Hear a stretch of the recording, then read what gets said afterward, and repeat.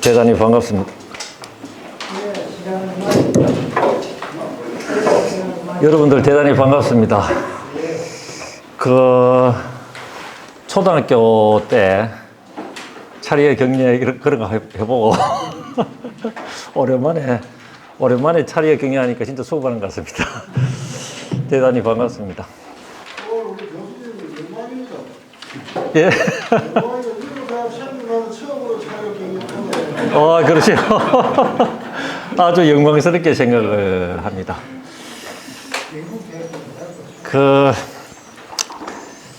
제가 지난번에는 구암 이정 선생을 주제로 해서 한번 했고, 그 전에는 남면 공부하면서 이 진주 지역은 많이 다녀가셨습니다. 그래서 오늘은 약간 시각이 좀 다른 측면이 있지 않을까. 좀 어쩌면 이게 남양에 대해서 관심이 많으신 분들도 계실 텐데, 저분이 어떻게 저런 이야기를 하노? 이렇게 이야기할 수가 있습니다.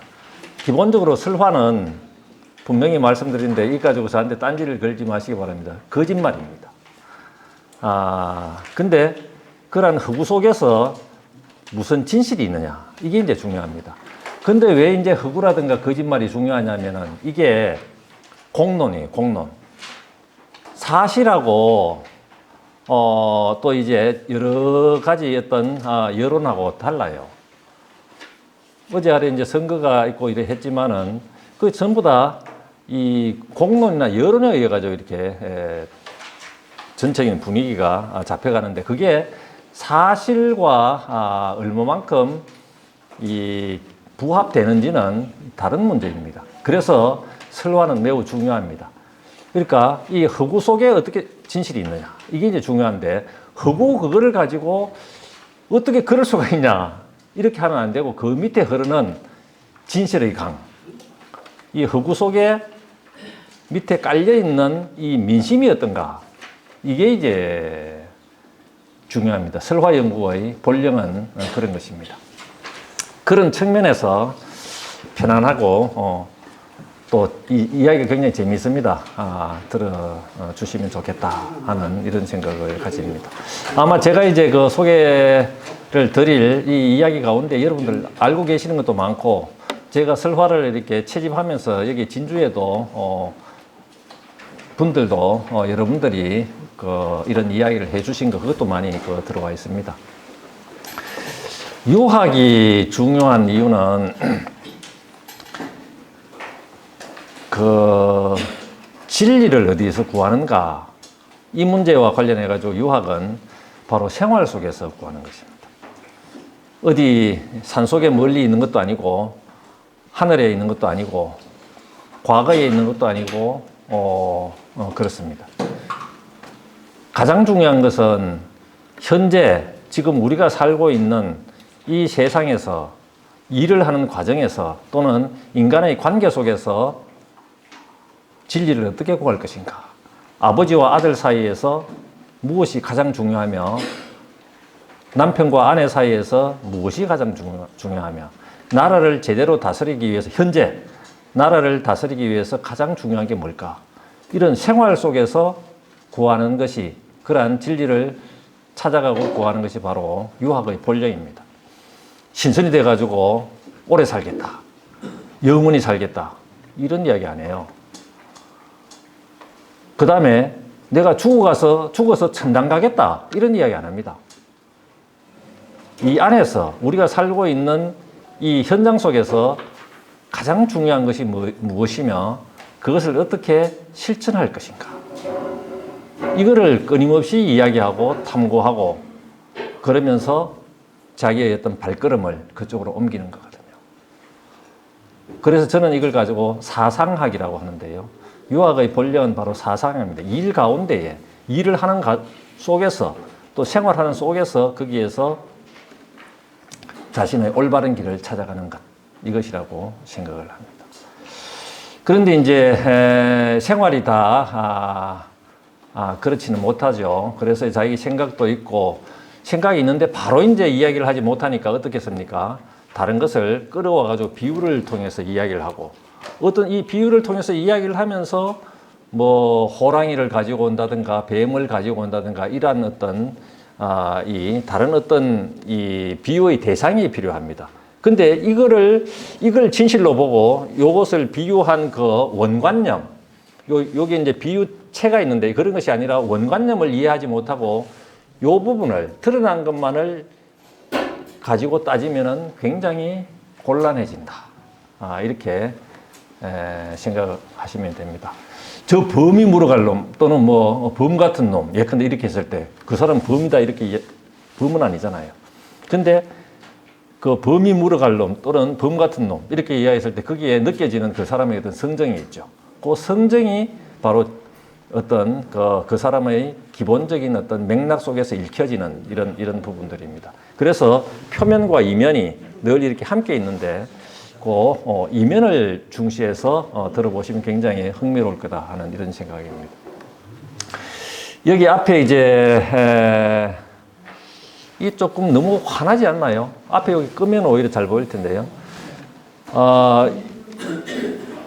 영웅과 선비 사이 이렇게 했는데 남명, 이 남명이라는 호는 장자 소유의 그 용어 자체가 이제 있기 때문에 이 고너가 구만리 장천을 날아서 마침내 도달하는 남쪽 바다, 그 자유의 경계, 뭐 보통 이렇게 많이 이해를 하고 있습니다만은 또 이제 그 어떤 학자 같은 경우는 이 남명이라는 호가 도대체 이 남명과 장자를 너무 이렇게 노장하고 이렇게 연결시키는 거 아닌가. 서울에서 남쪽으로 올 때 이 은거의 뜻이 있지 않는가. 이렇게 이제 또 이야기를 하는 사람이 있습니다.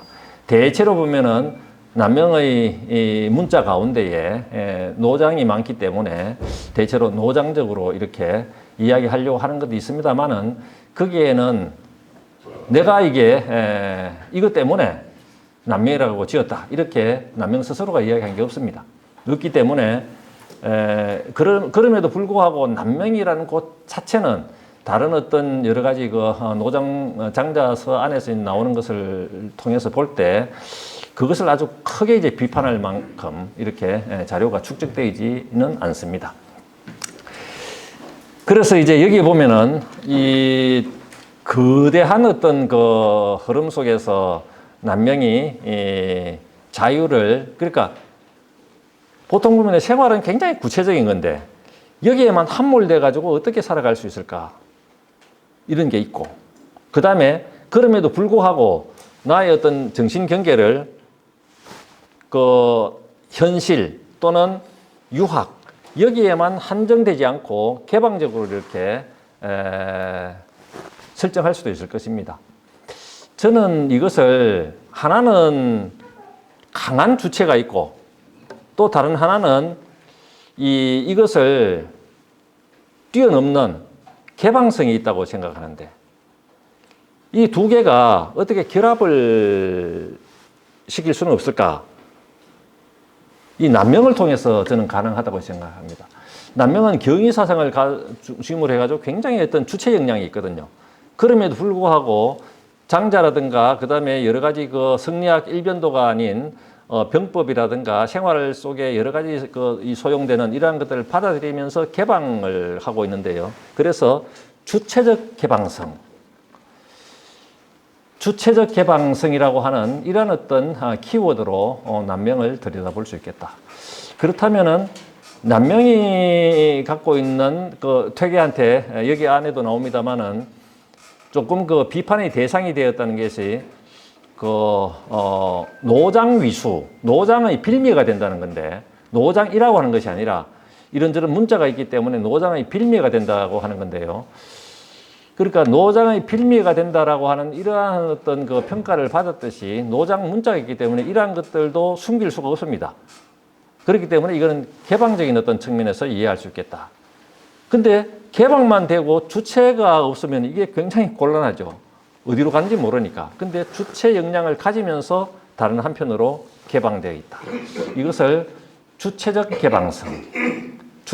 이게 간단히 이런 겁니다. 여기에 이 바위죠, 바위. 바위는 닫혀 있잖아요.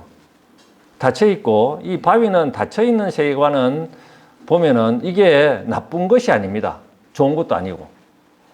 근데 여기에는 과거라든가 할아버지, 핏줄, 족보 이런 것들을 굉장히 중요하게 생각하기 때문에 여기에는 정체성이 강화됩니다.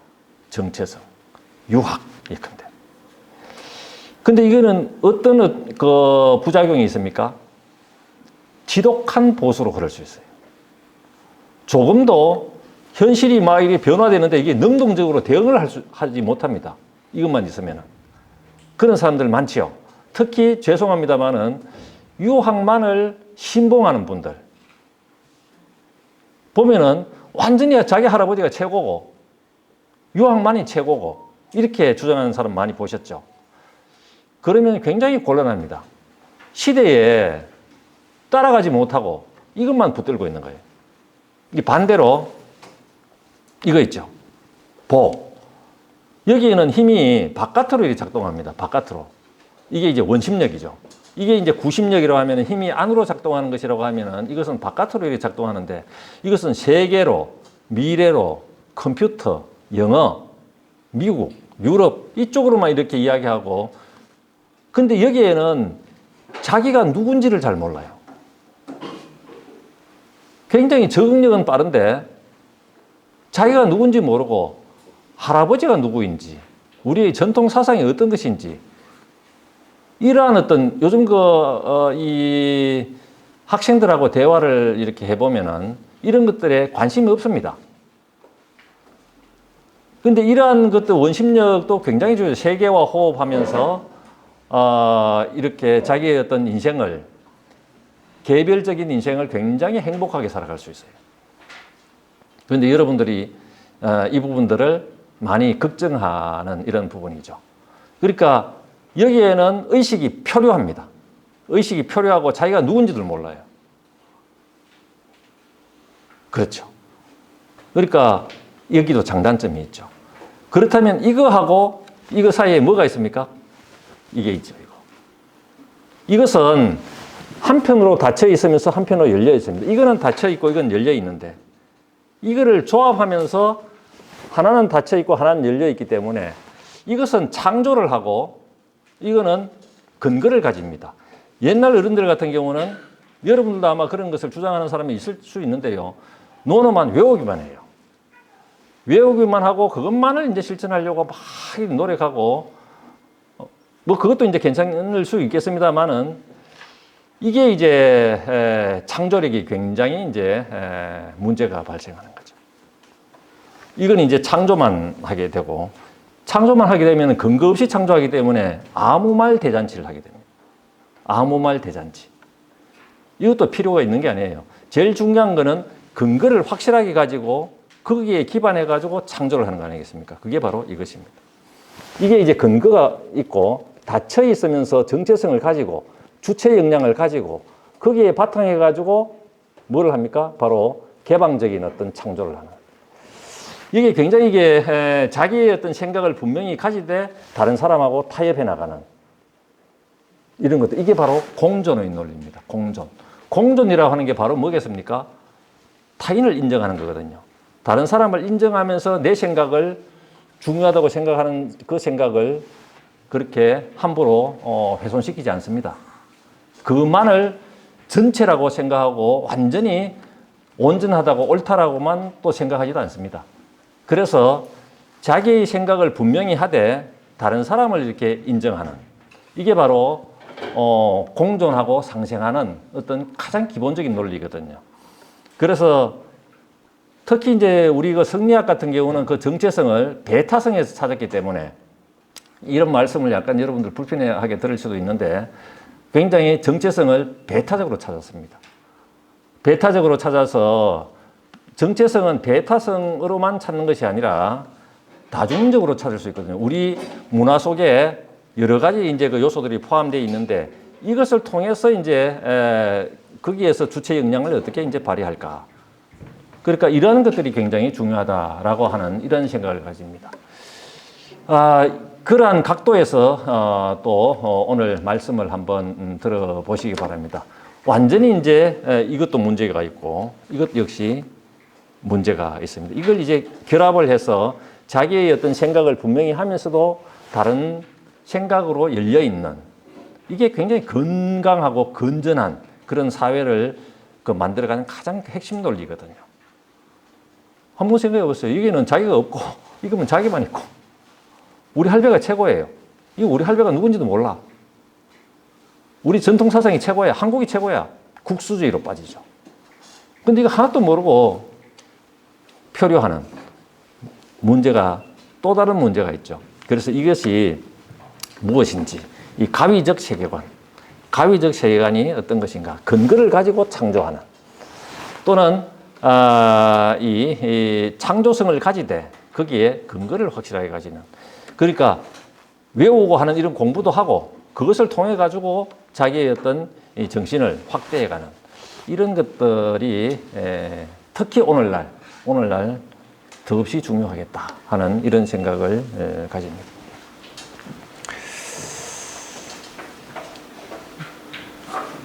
그래서 남명은 우리가 선비로만 알고 있죠.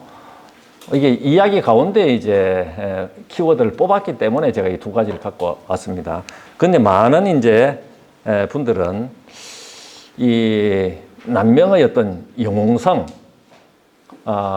이 보통 선비하고 좀 다른 부분, 이런 것들을 많이 이야기를 합니다. 이 일반 대중들은.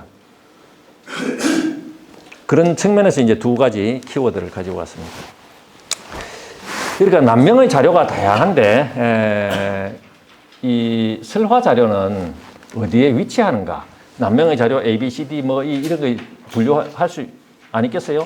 그 가운데에 이 남명의 설화 가운데는 어디에 위치하는가? 이 부분을 제가 잠시 말씀드릴 거고 그 다음에 생애를 통해 본 그 남명의 이야기 생애 과정 속에서 등장하는 남명의 이야기들이 문헌으로 전해지는 것도 있고 또 구전으로 전해지는 것도 있는데 구전으로 전해지는 것은 이건 더욱더 많이 이 사실하고는 동떨어져 있습니다.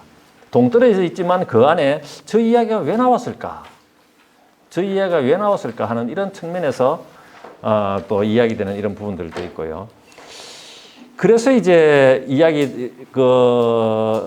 요게 어쩌면 핵심이 되는데요. 자유로우면서 절제된, 요게 이제 자유로움이거든요. 개방적. 그 다음에 절제됐다라고 하는 것은 자기에 어떤 생각이 분명하다. 주체적인 어떤 역량이 있다. 그래 주체적이면서 개방적이다. 그러니까 요게 이제 남명 이야기에서 요약할 수 있는 대표적인 그 구절입니다. 자유로우면서 절제된. 그러면서 남명을 이야기할 때 여러분들도 그런 것을 많이 느끼고 또 그렇게 대화를 나누실 것입니다만은 퇴계하고 언제나 같이 이렇게 이야기를 하려고 합니다. 그런 부분들도 옛날부터 그랬어요. 옛날부터 그랬기 때문에 이 진주 지역이라든가 특히 이게 경상남도 그리고 강우 지역 이쪽에는 좌쪽으로 퇴계 쪽에 가면은 이제 남명하고 비교를 해가지고 퇴계를 이야기하지는 잘 않는데 여기에는 퇴계하고 비교를 하면서 남명을 이야기하면서 우리 남명 선생이 퇴계 못지않다 오히려 퇴계보다 더 낫다 하는 이러한 어떤 생각을 많이 갖고 있어요. 그게 이야기에 포착되는 이런 부분들입니다. 그건 옛날 선배들도 많이 그렇게 했어요. 자, 본격적인 이제 이야기를 시작하기 전에 제가 이제 지었던 책들입니다. 맨 처음에 이제 남명으로 박사를 받고 다른 분들은 대체로 교육학 쪽에서 하거나 철학 쪽에서 이렇게 하는데 제가 문학으로 박사를 가장 먼저 받았습니다. 근데 이게 이제 경북대학교에서 심사를 하고 뭐 이렇게 해서 통과가 되고 그 다음에 이제 이거를 거기에 우리 상을 주는 게 있는데 그 당해 연도 가장 잘 쓴 논문을 선별해 가지고 주는 상이 있습니다. 그게 이제 거기에 최우수 박사 논문상이 상으로 이제 받아가지고 그때 이제 여기 진주에 계시는 분들이 올라와서 축하도 해주고 했던 이런 기억이 납니다. 그리고 이제 제가 오늘 이야기할 것이 이제 여기 요 책과 관련된 건데요. 남명 설화 뜨풀이라고 하는 거를 2001년도에 썼었습니다. 근데 이 책이 조금 인기 있어가지고 여러 출판사에서 자꾸 내자고 하는 거예요. 그래서 내게 되었던 게 바로 요 두 책으로 좀 나누어 가지고 냈습니다. 하나는 남명한테 이제 집중을 해서 남명과 이야기라고 하는 책을 냈고, 그 다음에 하나는 퇴계하고 남명의 이야기들이 많아가지고 그것만 모아가지고 또 이렇게 냈는 요 책을 조금 분권을 해가지고 그동안에 빠졌던 그런 어떤 이야기를 모아가지고 설명하는 것입니다. 그렇게 하다가 이제 여기에 2014년에 나온 남명학의 생성 공간, 용처럼 나타나고 우레처럼 소리쳐라라고 하는 근데 이것은 경남 일원으로 답사를 하면서 남명이 갔던 곳은 다 찾아다녔습니다. 그러니까 여기 바위가 하나 있는데 저 바위를 보면서 바위라고 하는 사물이죠. 남명이라고 하는 이 시인 또는 작가 또는 이 안에 자아가 있을 텐데 이 자아가 남명의 자아가 저 바위를 보면서 무슨 생각을 했을까? 이게 사물 인식의 삼각구도로 가는 건데 내가 저 사물을 보면서 무슨 상상을 했을까 하는 이러한 부분들. 그러니까 저 폭포를 보면서 환계폭포가 예컨대 있다. 저 환계폭포를 보면서 남명은 무슨 생각을 했을까? 이런 어떤 구도 속에서 만든 그런 책입니다. 많이 발굴도 해냈죠. 거창에 가면은 남명이 목욕했던 욕천시를 지었던 곳. 지금 덕천서원 앞에 세심정가에 이 거실을 돌에 이제 파가지고 시비를 세워놨습니다만은 그거는 장소성하고는 전혀 관련이 없습니다. 그 시는 원래 거창에 가면 포연이 있고 거기서 이제 목욕을 하면서 지었는 것인데 세심이라고 하는 게 마음을 씻는다는 것이고 포연에서 거기도 주 내용이 마음을 씻는 것이니까 아마 거기에 좀 남명 유적이 또 덕천서원 그쪽이 많으니까 거기 세운 것 같아요. 하여튼 뭐 그런 현장이라든가 그다음에 한병루 옆에 가보면 비를 막 세워놨는데 거기 가보면은 이영공 유입이라고 남명이 유일하게 칭송했던 관리가 있어요. 이정영이라고 하고. 그러니까 이제 비를 또 이제 거기 소개를 해놓은 뭐 그런 부분들도 있고 그렇습니다.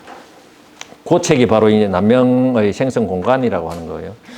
그 다음에 이제 남명 학파를 좀 넓혀서 제가 이제 문학을 전공하니까 남명 학파의 여러 이제 사람들이 문학적인 상상을 어떻게 했을까. 그러니까 남명 학파의 문학적 상상력 이라고 하는 이 책을 썼습니다. 이게 이제 그때 대한민국 학술원 우수도서에 선정이 돼가지고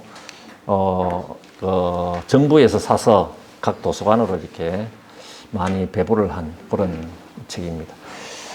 그리고 요즘은 이제 조금 더 넓혀가지고 영남이라든가 또 한국 내지 동아시아 이쪽으로 조금 더 넓어졌습니다만은 제가 옛날에 했던 이 이야기를 하면서 그때 이제 가장 이제 열심히 이제 남명을 공부했을 때이기 때문에 진주 분들하고도 인터뷰들도 굉장히 많이 했습니다. 많이 했을 때 그때의 어떤 이야기를 제가 들려드리도록 하겠습니다. 그러면 남명의 설화의 위치가 어디 있는가? 그러니까 남명이라고 하는 다른 사람도 마찬가지예요. 뭐 여러분들도 마찬가지고 저도 마찬가지고 퇴계나 이런 분들도 마찬가지인데 한 사람이 있으면은 그 사람이 직접 쓴 글이 있겠죠. 예, 직접 쓴 거. 그래, 남명이 직접 쓴 거예요. 주로 이제 이걸 가지고 연구를 하죠. 이걸 가지고 남명의 생각이 거기에 바로 직접적으로 드러나 있기 때문에. 그러니까 제가 일기를 쓴다든가 제가 무슨 수필을 쓴다든가 문학 작품을 남길 때 그거는 내 생각이 분명히 바로 이제 들어가 있는 거죠. 이런 게 있고, 그 다음에 내가 이제 공부를 하면서 이리저리 자료를 모을 수도 있을 거예요. 그렇잖아요. 공부를 하면서. 그 자료를 모아서 그거를 주제별로 잘 분류를 해가지고 책을 낼 수도 있습니다. 그러니까 편집서죠. 편집서. 옛날 어른들이 수리부작 정신에 의거해가지고 편집서를 많이 냈습니다. 예컨대 한강 선생의 오 선생 예설이라든가 예설 분류 이런 것들도 수많은 예설을 모아가지고 수많은 예설을 모아서 그것을 분류를 해놓은 것입니다. 주제별로. 남명 역시 마찬가지예요. 남명이 성리학을 공부하고 하면서 여러 가지 북송 때 이정전서라든가 주자 의류라든가 이런 것들을 공부하면서 뭐 이게 뺏겨놓고 또 이렇게 모아놓은 자료가 있겠죠. 그것을 이제 그 제자들이 주제별로 근사록에 입각해가지고 주제별로 이렇게 분류해놨는 게 있는데 그것이 바로 학기유편이라고 하는 것입니다. 학기유편. 이게 편집서죠. 근데 이게 중요해요. 무슨 책을 읽었는가? 이거잖아요. 이분이 A라고 하는 사람이 무슨 자료를 주로 수집해가지고 읽었는가? 이게 왜 중요합니까? 읽는다라고 하는 것은 머릿속에 들어와가지고 이 안에서 사상체계가 만들어지겠죠. 그렇기 때문에 어떤 책을 주로 읽었는가라고 하는 것은 그 사람을 이해하는 데 있어서 매우 중요하죠. 그래서 이제 학기유편이 중요한 이유가 그런 것입니다. 이게 있고, 이게 이제 결국 남명에 의한 것입니다. 남명에 의한 것. 근데 남명에 의한 것만 있는 것이 아니라 남명을 객관적으로 이렇게 있는데 어떤 사람이 학자가 있는데 이 사람을 두고 외부인들이 어떻게 이야기하는가 이런 것도 있겠죠.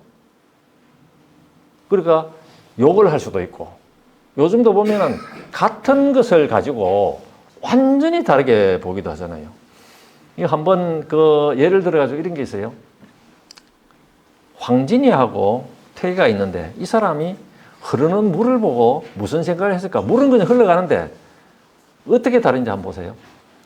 퇴계 같은 경우는 그 유수는 어찌하여 주야에 그치지 않는고 도산 12국에서 이렇게 이야기해요. 유수는 어찌하여 청산은 어찌하여 망고에 푸르르며 유수는 어찌하여 주야에 그치 그러니까 주야에 그치지 않는고 이래요.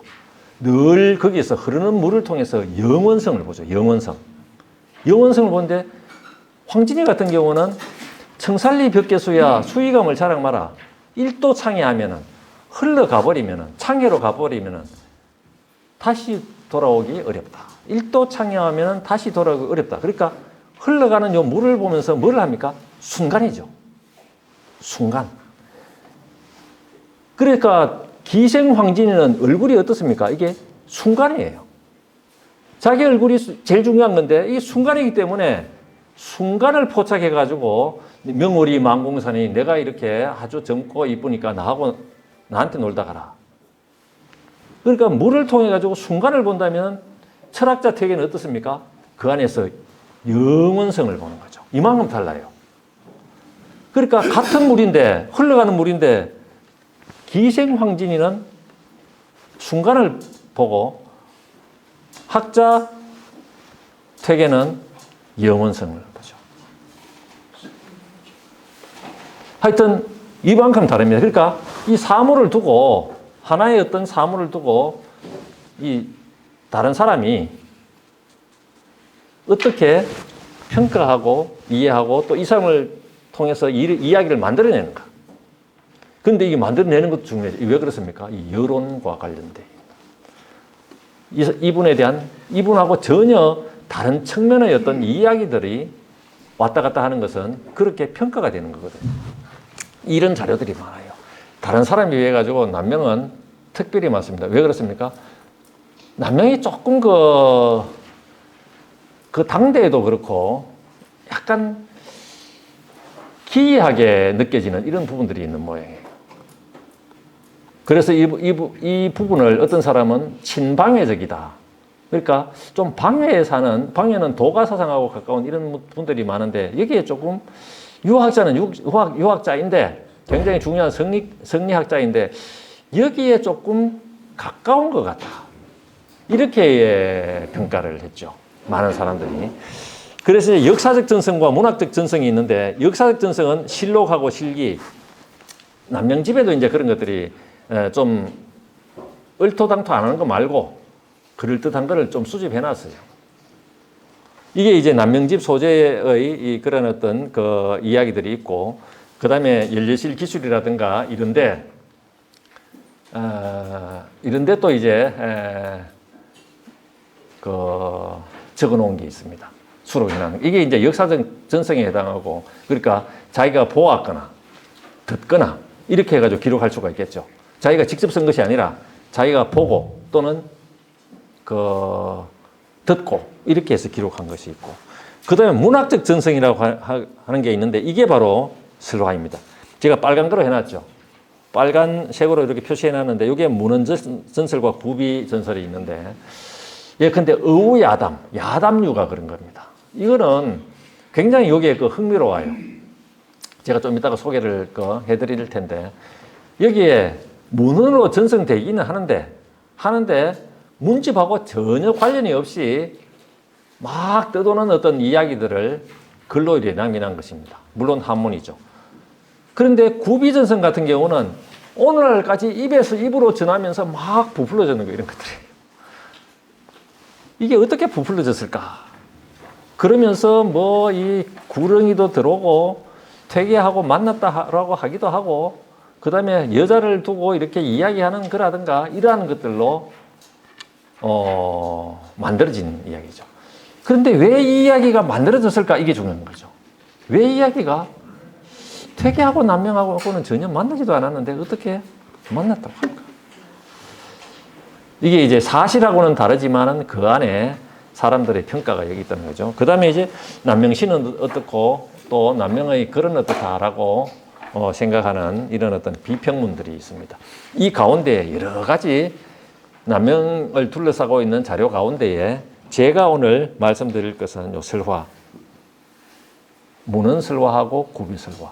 문헌설화는 글을 통해서 이렇게 내려오던 것이고, 구비설화는 말로 통해서 막 이렇게 내려오던 것인데, 이 더욱더 많이 부풀어지겠죠.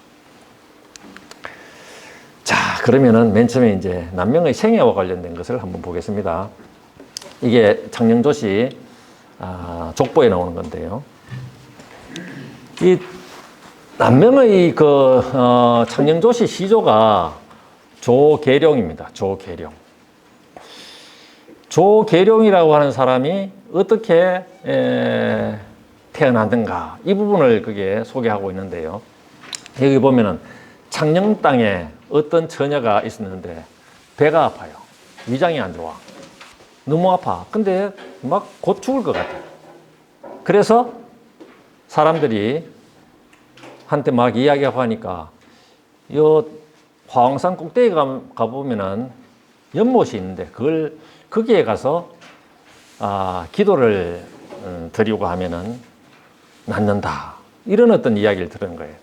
그래서 이 처녀가 가서 거기에서 지극정성으로 기도를 했어요. 기도를 막 하고 있으니까 안개가 자욱하게 끼더니 사람이 없어져 버려요. 그렇게 하다가 그런 어떤 과정을 거치고 이 집으로 내려왔는데, 그 이후로 이상한 징후가 이제 발견이 됐는데, 첫 번째는 병이 완전히 씻은 듯이 나아버리는 거예요. 속이 편안하고 괜찮은 거야. 근데 또 두 번째, 더욱더 이게 이제 중요한 건데, 아기를 가지는 거예요. 임신을 했어. 그러니까 처녀가 아이를 가졌으니까, 이게 병은 나지만은 처녀가 아이를 낳았으니까 어떻겠습니까? 그럼에도 불구하고 아기를 낳았어요. 아기를 낳았는데 굉장히 총명해요. 이제 신라시대 때 진평왕이 그 이야기를 듣고 불렀어요. 부르니까 뭐 이런저런 어떤 이야기를 하면서 그 이야기 때문에 이제 이 화왕산에 가서 뭐 이런 이야기를 했겠죠. 그런 이야기를 듣고 보니까 얘가 진짜 얼굴에 광채가 막 나고 아주 이제 건장한 게 아주 쓸만해요. 그래서 겨드랑이 이런데 여기 보니까 비늘 같은 게 이렇게 있는데 거기에 조자, 지금 창녕조지, 이 조자 비슷하게 이렇게 보이더라는 거죠. 그래서 성을 줘요. 조시라고 해라. 그리고 이름을 뭐라고 지어주냐 하면은 그 안에 이제 용이 살기 때문에 용의 씨앗을 받아가지고 그 용을 계승했기 때문에 계룡이라고 하라. 이게 이름을 이렇게 지어줍니다. 그러니까 조계룡이가 됐다는 거죠. 조계룡. 그 못을 그래서 용년이라고 하고 또는 용지라고 하고 이렇게 이야기한다는 것입니다. 그래서 그 뒤에 장성해가지고 진평왕의 부마가 되고 창성 부원군이 되고 하는 이런 어떤 과정을 이야기하는 게 있습니다. 그러니까 여기에서 이 남명이라고 해서 이 이야기를 왜 몰랐겠습니까? 그때 이 이야기도 들었겠죠. 아, 우리 시조는 보통 사람하고 다르다. 그러니까 이게 나라의 단위에서 이런 이야기들이 만들어지기도 하고, 단군 신화 보세요. 단군 신화 그 생각해보면 얼토당토 안 하는 이야기죠. 그럼에도 불구하고 나라를 건설하게 하는 것은 그냥 남녀가 결합해가지고 그냥 이제 하는 이런 어떤 사람하고 다르다. 우리는 아버지가 하나님이다. 이렇게 생각하죠. 그리고 이제 땅에 있는 곰이 이제 여자가 돼가지고 요 부분이 굉장히 흥미로워요. 한번 보세요. 단군 신화 여기 웅녀하고 웅녀에서 이제 단군이 낳고 하는 이야기는 다 할 거예요. 그런데 이제 요 이야기 가운데 특별히 재밌는 게 쑥하고 마늘 먹고 호랑이는 견디지 못하고 굴 속을 빠져나가고 웅녀가 견디면서 여자가 됐단 말이에요. 곰이, 짐승이 여자가 됐는데. 그런데 이제 동물은 다 그렇죠. 아기를 갖고 싶은 거야. 아기를 갖고 싶어서 이제 기도를 하니까 그 마음을 알고 신인, 이게 형체가 없어요. 환웅은 형체가 없어. 그래서 삼국사에 보면은 잠시 인간의 몸으로 변해서, 그래서 두 사람이 환웅하고 웅녀하고, 웅녀는 모습만 여자지만 이 짐승이에요. 아직까지는. 이 짐승이죠. 그 다음에 하나는 신이고, 두 사람이 이제 어떤 아기를 낳으려고 하면은 잠시 남자로 변해가지고 서로 관계해가지고 당군을 놓는데, 당군으로부터 이제 인간입니다. 근데 이 이야기가 이 부분이 왜 재미냐면은 우리가 어떻습니까? 우리가 이게 사실 몸에 이게 짐승하고 똑같죠? 생로병사가 있고, 그래요. 짐승하고 다른 게 별로 없어요. 근데 그 안에 뭐가 있습니까? 신성을 꿈꾸는 게 있죠. 신성. 이 환웅이 살아요. 우리는 웅녀의 몸이고, 그 짐승의 몸이고, 근데 짐승하고 다른 게 뭡니까? 이 안에 하늘이 내려와 있다는 거지. 그러니까 그 당군이 비로소 인간인데 그 당군은 짐승의 몸으로 신성을 꿈꾸는 존재. 우리 다 마찬가지죠. 이 완전히 이제 동물하고 같은 몸이지만은 신성을 꿈꾸기 때문에 다른 존재입니다. 인간이. 비로소 인간이 되는 거죠. 그리고 그런 어떤 포착 지점이 있어가지고 매우 흥미로운데, 이렇게 해서 이제 특별하기 때문에 당군이라고 하는 위대한 나라를 만들고 우리는 배달의 민족이다라고 막 이렇게 선전을 하면서 이게 이제 고려 후기에 정착이 되면서 삼국 유사에 처음 나오는데, 이렇게 하면서 이제 몽골군이 막 쳐들어올 때 막 민족의 정체성이 흔들리고 할 때 이 대동단결 해야 되겠다라고 하는 이런 생각을 가지고 이 신화들이 정착이 되고 만들어지고 하거든요. 그러한 하늘과 땅 이런 어떤 이야기가 있는데 여기는 어떻습니까? 굉장히 약화되어 있죠. 일반적인 인간, 아픈 인간, 여자. 그 다음에 하늘것이 아니라 물 밑에 사는 용.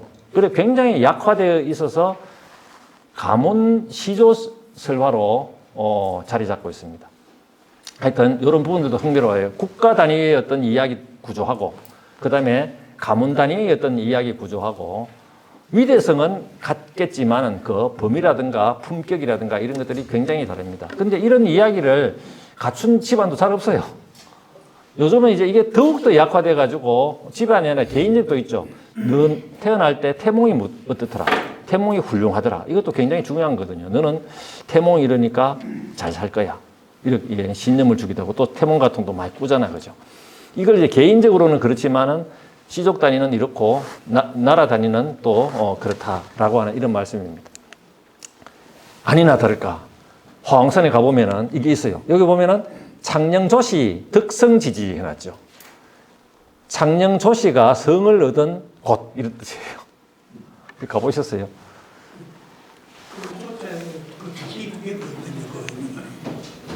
이 하나로 되어 있죠.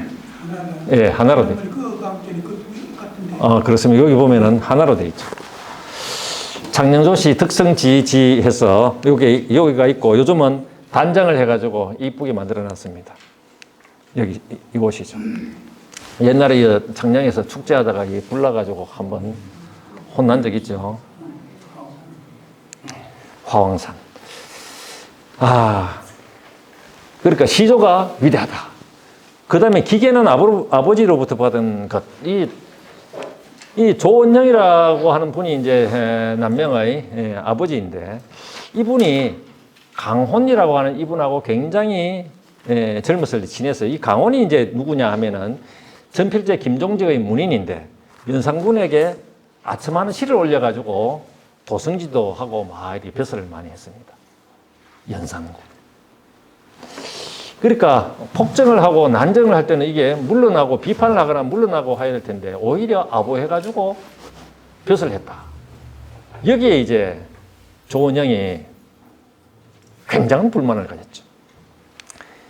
근데 강혼이 이때 이제 단천 군수로 조원영이 이제 과거에 급제해가지고 그쪽으로 부임을 했었는데 그때 감사로 이쪽으로 누가 왔냐 하면은 옛 친구인 강혼이 왔어요. 근데 조원영을 한번 만나자고 강혼이 이야기했겠죠. 조원영 거절해버립니다. 거절하면서 밤에 술통을 메고 가가지고 강혼을 아주 호통치는 장면이 나오는데 그게 이거죠. 자네의 전날 한 짓은 개돼지만도 못하다. 이 개돼지만도 못하다라고 하는 것이 연산군한테 아첨해가지고 이 전필제의 문인으로서 살인파의 강강한 기질을 가지고 현실을 비판하고 현실을 제대로 가게 하기 위해 가지고 나름대로 진언하고 이렇게 해야 될 텐데 아첨을 해가지고 도성지가 되고 이렇게 했으니까 자네가 먹던 이러한 남긴 것 이러한 것은 개돼지도 먹지 않을 것이다. 이렇게 이야기하면서 자네가 젊었을 때는 총명하고 민첩해서 내가 사귈만 하다고 여겼더니 어찌 작은 재주를 믿고 몸가짐을 그렇게 보잘것없이 이렇게 하고 마는가. 살아있다고 하지만은 이것은 죽은 것만 갖지 못하다. 이 굉장한 비판이죠. 너 지금 살아가지고 지금 여기에 감사로 했지만 너는 지금 죽은 거하고 마찬가지야. 내가 글을 보내가지고 절교를 하려고 했지만은 내가 한번 만나보고 이렇게 꾸짖으려고 하던 참이었는데 마침 이렇게 너를 보게 되었으니 됐다. 이렇게 하면서 나는 내일부터 벼슬 그만두겠다 하고 내려와 버리는 거예요. 굉장하죠. 그러니까 언제 저 친구가 늘 불만을 갖고 있어요. 저한테 그냥 편지 써가지고 너하고 절교한다 이렇게 하려고 하다가 그렇게 하지 않고 그렇게 늘 벼르고 있었죠. 마침 만나는 거예요. 그래서 탁 한마디 하고 떠나버렸다는 것입니다. 그래 조원영은 사직하고 떠났다라고 하는 이런 이야기입니다. 이 조원형이 아버지가 돌아가시고 남명이 비문을 써요. 이 남명이 쓴 그 비문이죠. 여기 보면은 이 가정 7년 무자 10월 모일에 자 아들 식이 쓴다 이렇게 놨죠. 이 글이 이제 여기 새겨져 있는데 이게 16세기에 남명이 직접 세운 뷰입니다. 굉장히 화려하죠. 자기 어머니도 마찬가지인데 그래 남명은 자기 아버지를 극진히 이렇게 모시는 것 같아요. 여기서 한번 생각해 보세요. 극진히 모시고 극진히 좋아하면은 그 사람을 따라 그 사람의 기계라든가 기상을 이어받겠다는 거 아니겠습니까? 근데 그 사람을 싫어하면은 그래 안 해야 되겠다라고 생각하는데 그 사람을 좋아하면 그래 해야 되겠다라고 이렇게 생각을 안 하겠어요? 그래서 아버지를 존경하고 아버지의 그 행동이라든가 이런 것들을 굉장히 신뢰하면서 담고자 했죠. 그러니까 이러한 어떤 성격들이 남명한테 들어와 있었을 거다. 이 전성이 되었을 것이다. 그러니까 시조가 갖고 있는 그 신비성, 그 다음에 거기에는 보면은 뭐 웅장하고 이런 것들이 있잖아요. 그 다음에 아버지의 기계 이런 것들이 있죠. 그리고 어머니는 굉장히 인자했다고 하는데 한번 보겠습니다. 인천 이신데요. 외할아버지가 이국이라고 하는 사람이에요. 그러니까 이국이라고 하는 이 분이 근데 합천 지역에는 토동에 전설이 이렇게 내려오는 게 있었는데 그게 삼봉이 있어요. 삼봉. 황매산 이쪽에도 이쪽에 그 삼봉이 있었는데 삼봉 전설이 있어요. 그러니까 하나는 무학대사고 합천의 무학대사. 지금도 마찬가지. 지금도 하나는 남명이고 봉오리. 하나는 아직까지 누군지 모르겠는데 곧 태어난다. 이 전설이에요. 이거 굉장한 거죠. 이런 전설을 갖고 있는 게 네가 바로 저 봉오리 하나를 차지할 수 있다. 이 말이거든요. 이런 전설들이 만들어져요. 이런 전설을 갖고 있는 게 좋아요. 하나는 합천 지역의 위대한 사람, 무학대사다. 이성계와 관련해가지고 도성을 이게 지정하고 뭐 이런 설화가 있잖아요. 그 다음에 하나는 남명조식과 같은 대표적인 선비다. 근데 저 하나 곧 태어날 텐데 누군지 모르겠다. 옛날에 그런 그 합천 사람 그랬죠. 저 하나가 대통령이 났으니까 전두환 아이가. 이런 이야기가 사실 있었죠. 근데 그거는 누군지 몰라요. 몰라야 돼요. 그래야지 그것은 내가 저 하나일 수 있겠다 해가지고 노력하는 거죠.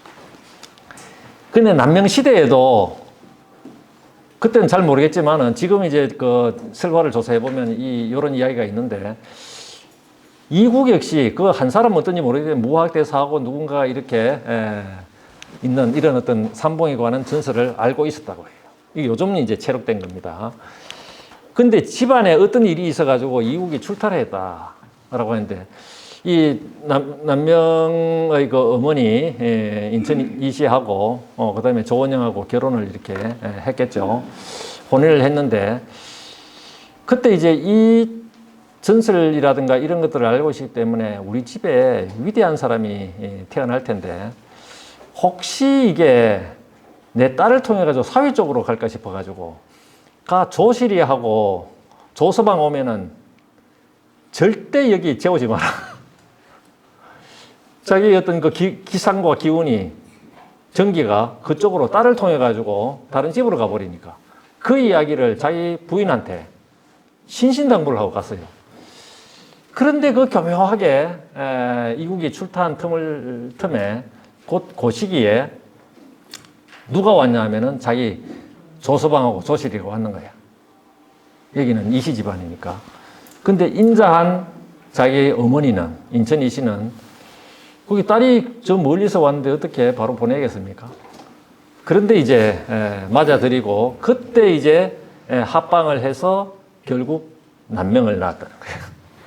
난명을 낳았기 때문에 그 세 봉우리 가운데 한 봉우리를 차지하게 되었다라고 하는 건데, 그래 술사가 한 명 있었는데요. 술사가 신유년에 대학자가 날 것이다. 신유년. 신유가 퇴계도 신유년생이고 남명도 신유년생이거든요. 이게 재미있어요. 닭을 보면은 닭이 어떻습니까? 닭이 새벽을 알려가지고 어둠을 물리치고 문명을 불러내는 건 낮을 부르는 거잖아요. 그때 그 사상계라든가 이런 어떤 조선의 어떤 현실을 보면 진짜 암흑기거든요. 사화가 막 일어나고, 그래서 이제 이 남명과 퇴계를 두고 성모 이익 같은 사람은 여기에서 우리가 문명이 절정에 달했다 이렇게 이야기하는데, 남명과 퇴계가 서로 생각은 겨루고 이렇게 하기도 했지만은 이 두 분을 통해 가지고 이 영남 지방에 이렇게 살았다는 자체가 굉장히 우리는 그 자부심을 느끼는 이런 건데요. 그러니까 결국 어둠을 몰아내고 이 문명을, 밝음을 불러오는, 낮을 이제 불러오는 닭의 역할을 하는 이런 어떤 역할을 했죠. 그래 신유년에 대학자가 출생할 것이다 이렇게 예언을 했다고 해요. 그래서 이제 남명이 신유년에 탄생해 가지고 대학자가 됐다라고 하는 어떤 이런 이야기들이, 그러니까 이 남명의 위대성, 영웅성을 만들어 가기 위한 이 경상남도 지역에 떠도는 어떤 이야기들이죠. 네, 잠시 쉬었다가 그렇게 하겠습니다. 잠시 쉬겠습니다. 이어서 하도록 하겠습니다. 네 번째 곡지인데 네 번째는 험난한 시련. 이 부분을 한번 보겠습니다. 9살에 남명은 큰 병을 얻었고, 남명의 아들은 9살에 죽었어요. 이 구자 고비를 잘 넘겨야 되는데, 근데 여러분들은 다 잘 넘겨가지고 이 구자가 죽어요. 남명은 9살 때 엄청난 큰 어떤 병이 걸려가지고 거의 뭐 하여튼 이 사경을 헤맸는데, 그때 어머니가 아주, 모든 어머니가 그렇겠죠. 자식이 이렇게 아프니까 거의 뭐 죽을 것 같으니까. 근데 남명이 병을 이래 참고 기운을 억지로 돋아가지고 약간 차도가 있는 것 같으니까 무슨 이야기를 하냐면은, 이게 남명이 대단해요. 하늘이 사람을 어찌 헛되이 내겠습니까? 우리가 이 세상에 난 것은, 장부로 난 것은 나름대로 의미가 있을 거다. 하늘이 시키는 뭔가 있기 때문에 그럴 것이다 라고 하는 이야기입니다. 이제 제가 다행히 사나이로 태어났으니 하늘은 반드시 저에게 시키는 바가 있어서 크든 작든 간에 사업을 이루게 하실 것입니다. 제가 어찌 갑자기 죽겠습니까? 걱정하지 마십시오, 어머니. 이런 이야기를 했다는 거죠. 9살. 요즘 9살 어떻습니까? 그러니까 어머니를 비롯해가지고 듣는 사람이 참 대단하고 기특하게 여겼다라고 하는 이런 이야기입니다. 그러니까 9살 먹으면은 뭐 하여튼 아이스크림이나 찾고 이럴 텐데. 땡깡 부리고 그럴 거 아닙니까? 근데 장부로 태어났는데 제가 어떻게 할 일이 없겠습니까? 저 안 죽습니다. 이렇게 어머니를 위로를 시켜드렸다는 거죠. 그리고 굉장히 하여튼 가난했다고 해요. 그때 김대유, 삼족당 김대유인데, 삼족당이 누구냐 하면은 타경 김일손의 조카입니다. 이 남명이 가난함을 아주 염려해 했는데, 이 남명이 이제 선대로부터 내려오던 어떤 토지 같은 건 좀 있었습니다만은, 환갑년을 맞이해가지고 동생한테 다 주고 산청으로 들어가거든요. 그때 보면은 시를 짓는데, 백수길에 하물 싣고, 백수는 진짜 맨손이거든요.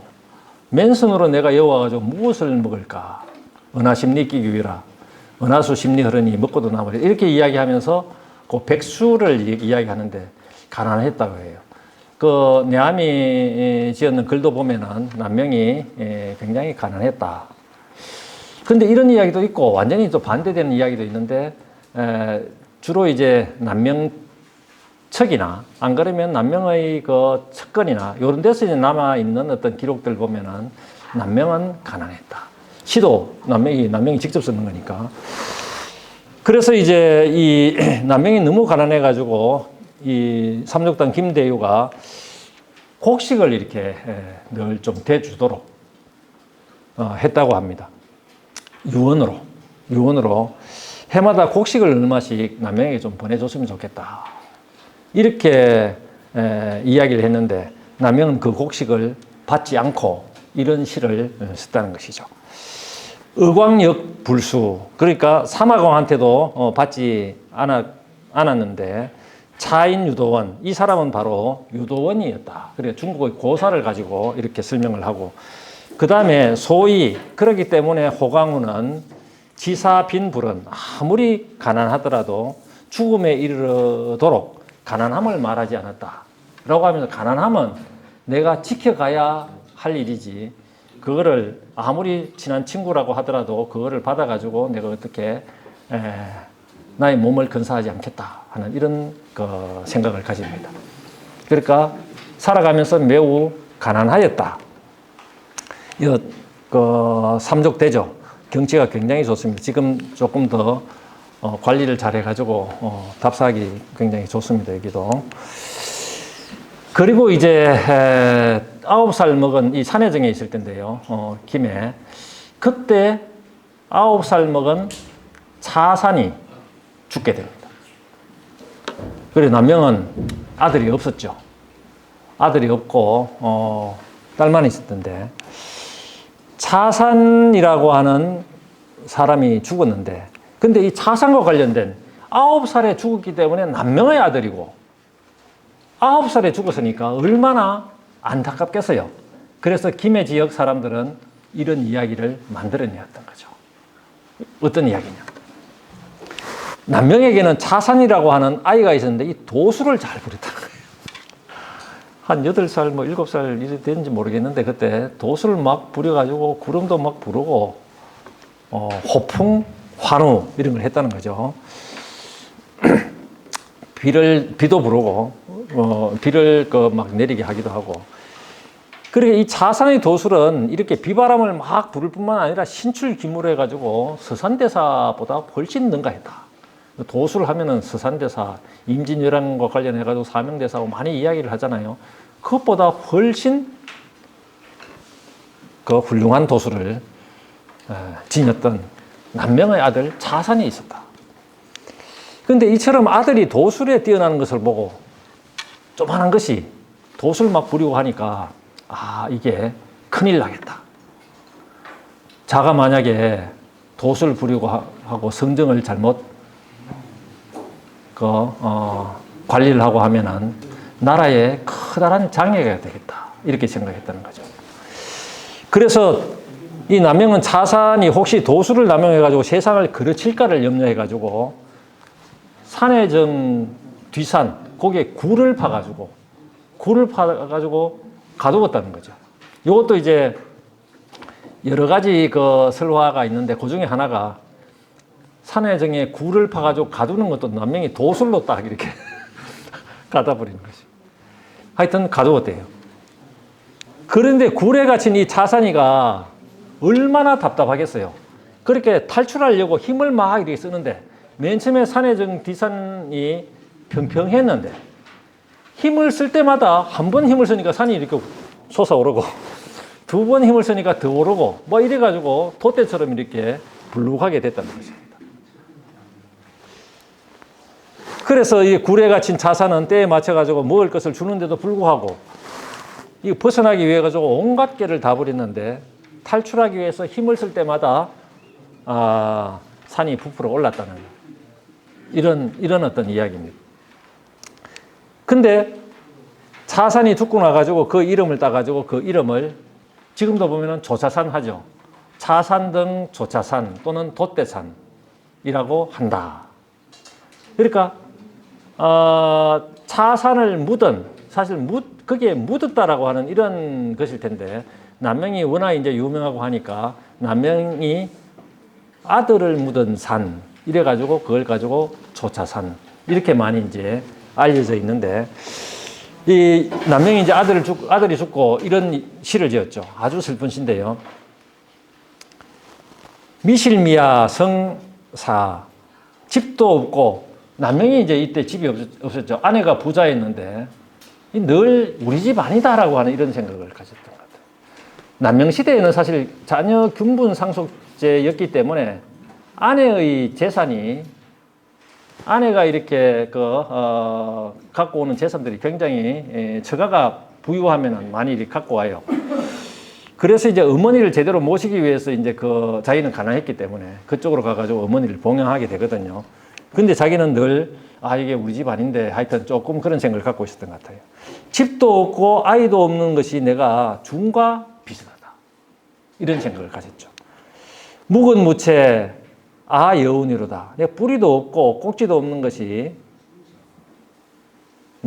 나는 이 구름과 같도다. 구름같이 막 이렇게 떠돌아다닌다. 송료일생 무간에, 일생을 이렇게 보내려고 하니까 어쩔 수 없는 일, 연연회수 설분분.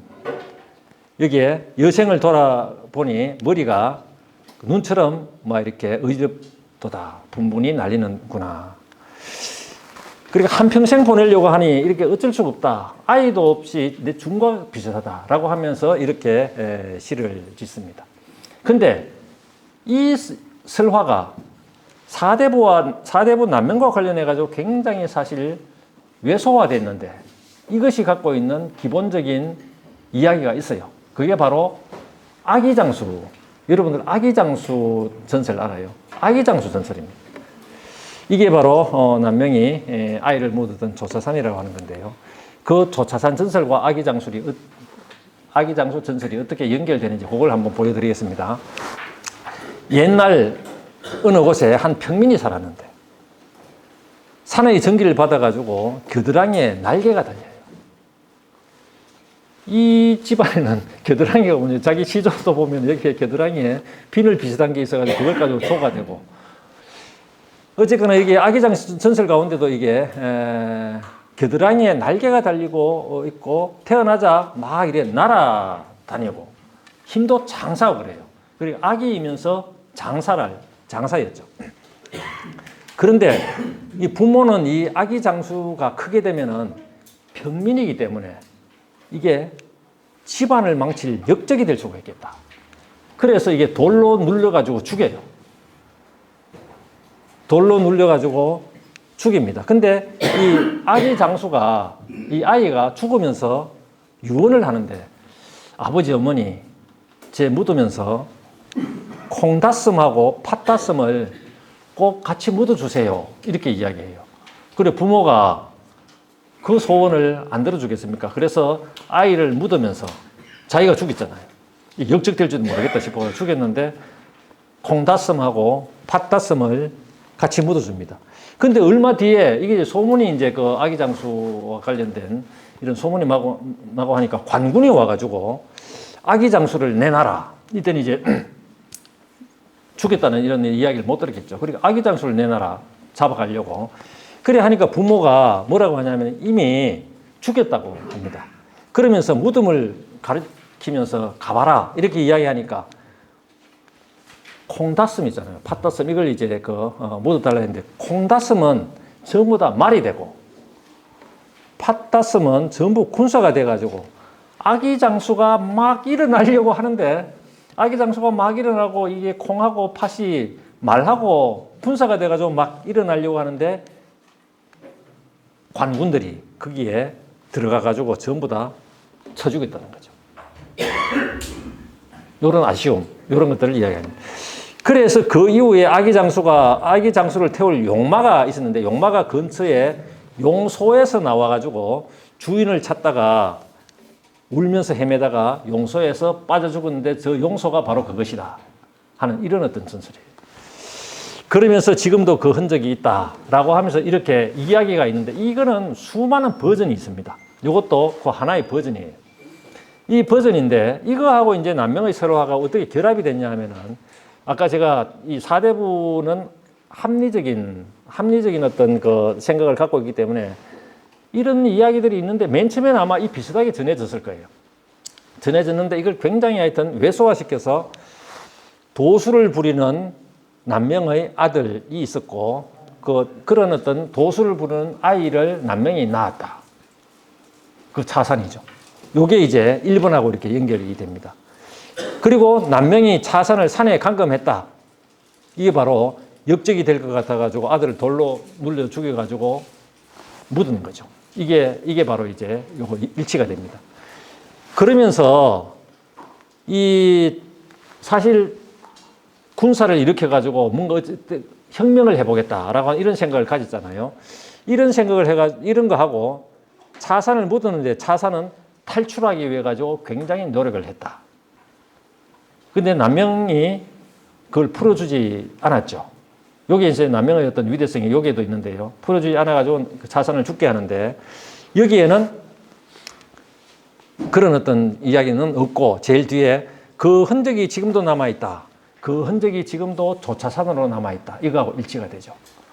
그러니까 요거는 남명의 어떤 아들 차산이가 죽고 하는 이런 것들은 바로 이 아기장수 전설과 연결시키면서 약화되고 왜소화된 이런 것으로 이해를 할 수가 있어요.